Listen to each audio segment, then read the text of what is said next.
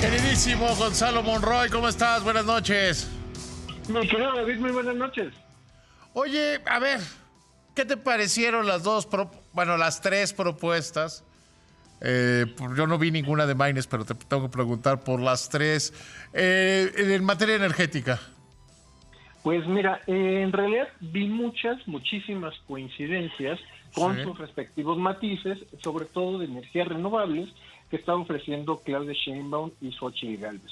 ¿Dónde te digo que están los matices? Pues prácticamente una es regresar a lo que era la reforma energética, con las subastas eléctricas, una buena colaboración con el sector privado y que esto vaya generando un impulso. Por el lado justamente de Claudia Sheinbaum es más de lo mismo que ha pasado hasta ahorita, un impulso de las renovables a través o de la mano de la CFE. Y puso como ejes o como ejemplos el proyecto de Puerto Peñasco allá en Sonora y también el de los techos solares aquí en la central de abastos en la Ciudad de México. Obviamente ahí yo te diría, hay sus diferencias, hay empresas que les gustaría poderle competir de manera directa a la CFE, hay compañías que se sienten muy cómodas trabajando para la CFE. Donde sí vi, te puedo decir, una diferencia importante y a la vez bastante incompleta de ambas candidatas, tiene que ver con respecto a Pemex. En el caso, por ejemplo, de Claudia Sheinbaum, trató de evitar el tema hasta donde fuera posible y se quedaba, por desgracia, en una gran contradicción. Por un lado, alabando los proyectos como la refinería de Dos Bocas, una refinería que todavía sigue sin refinar, y por el otro lado, empezando a hablar de electromovilidad. Dirían en mi casa, no puedes chiflar y comer pinole al mismo tiempo, y estaba atrapada en ese dilema, Claudia Sheinbaum. Y en el caso, por ejemplo, de Xóchitl, es un poquito más, yo diría, un poco más complicado, David, porque ella estaba diciendo que los ahorros que se pueden generar de Pemex cambiándole el modelo económico, haciendo una serie de cosas, le darían el dinero para muchísimos otros programas. El problema, David, es que eso se parece muchísimo a esos famosos 50,000 millones de pesos que Andrés Manuel López Obrador decía que iba a encontrar de la corrupción. Es muy posible que ese dinero que está calculando Xóchitl Gálvez simplemente no esté ahí.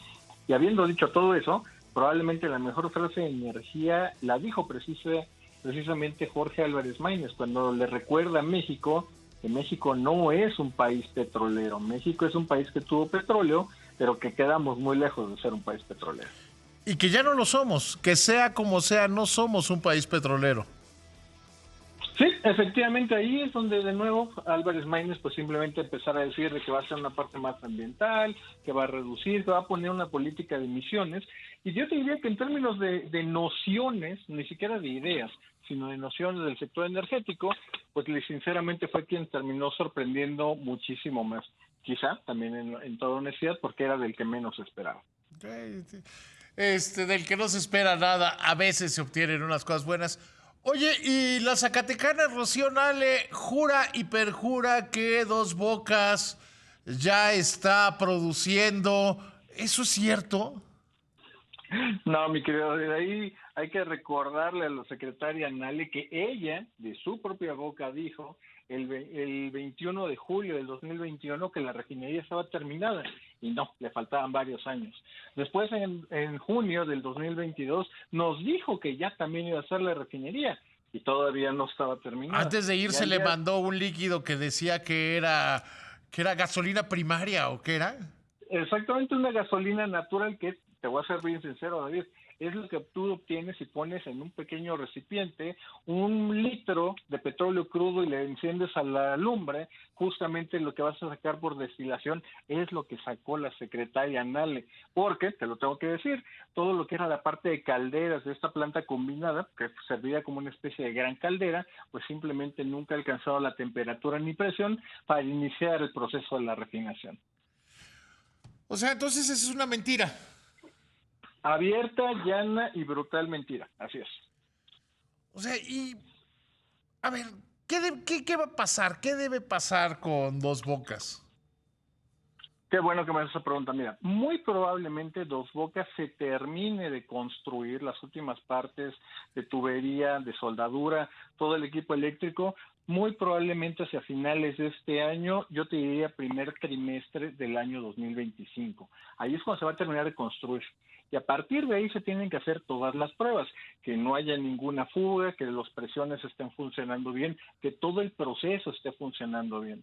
Ahorita que hablábamos de la secretaria o de la exsecretaria criminal, tenemos que recordar que ella siempre pensó que esto era como una parte de Legos. Construye una planta aquí, otra planta acá, una planta acá, y ya tengo una refinería. Y no, una refinería se parece más a un automóvil. Tienes que tener tu motor, pero tienes que tener la suspensión, pero tienes que tener las llantas, pero tienes que tener el sistema eléctrico, todo funcionando al mismo tiempo de manera armónica para que puedas elevar justamente la velocidad, o en ese caso el procesamiento. Obviamente esta concepción pues ella nunca la tuvo, ella pensó que nada más poniendo plantas ya tenía una refinería y aquí están los resultados, ¿sabes?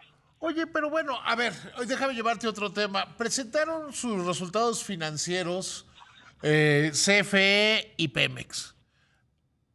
En una empresa, cuando tu resultado, cuando tu utilidad se cae casi 100%, hay problemas o debe haber muy buenas explicaciones. Por ejemplo, hoy BBVA México reportó sus estados financieros y dijo, bueno, nuestras utilidades son prácticamente iguales a las que teníamos, pero destinamos cantidades masivas de recursos monumentales para generar reservas.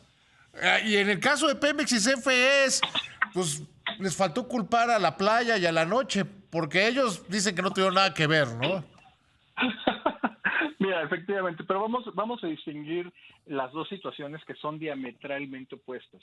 En el caso, por ejemplo, de Pemex, hay que decirlo con toda claridad, Pemex no tuvo ganancia alguna. Y hay que decirlo así, no ganó nada. Porque hay que recordar de que a Pemex le perdonaron los impuestos de enero.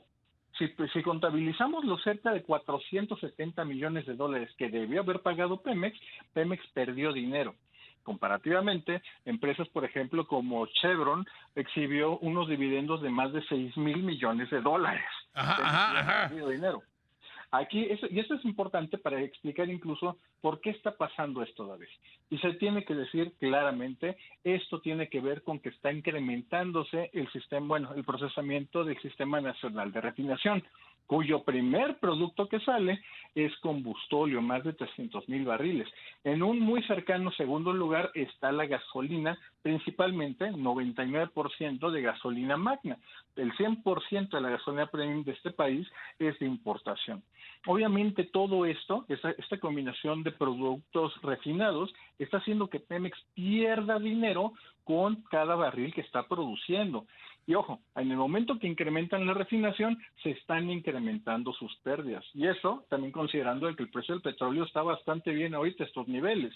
Obviamente del primer trimestre, pero bastante positivos. Incluso todavía más, David, el tipo de cambio estuvo por debajo de los $17 en lo que fue el primer trimestre. Esto ayudó también a que la deuda de Pemex luzca un poquito mejor de donde está.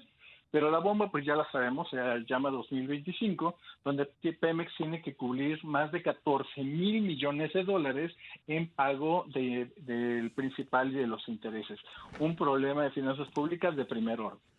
Fíjate que hace unos días platicaba con Claudia Sheinbaum y sin pregunta de por medio dijo, bueno, y hay vencimientos muy grandes para Pemex en el 2025. Yo hablaba de cómo se veían las finanzas en el 2025. O sea, debe ser un tema en el que primero se tiene que recuperar la confianza de que Pemex va a poder pagar, ¿no? Pero yo te la voy a cambiar, porque esa confianza existe, pero en realidad existe porque todo mundo sabemos que el gobierno mexicano hará lo que tenga que hacer para pagar la deuda de Pemex. Si de pronto se le tiene que sacar dinero al sector salud o a seguridad o algún programa social para pagar, así va a pasar. Cosa que por desgracia no estoy exagerando, David, eso es lo que pasó durante este sexenio. Incluso en el año 2020, marzo del 2020, se le sacó dinero al sector salud cuando se necesitaban respiradores, todo lo que era el equipo de primera línea para mandárselo a Pemex. Así que por desgracia sí, México hará lo que tenga que hacer para sostener a la petrolera estatal. Gonzalo, te agradezco mucho que me hayas tomado la llamada, te mando un abrazo. Claro que sí, David, te mando un abrazo a ti y a todo tu público.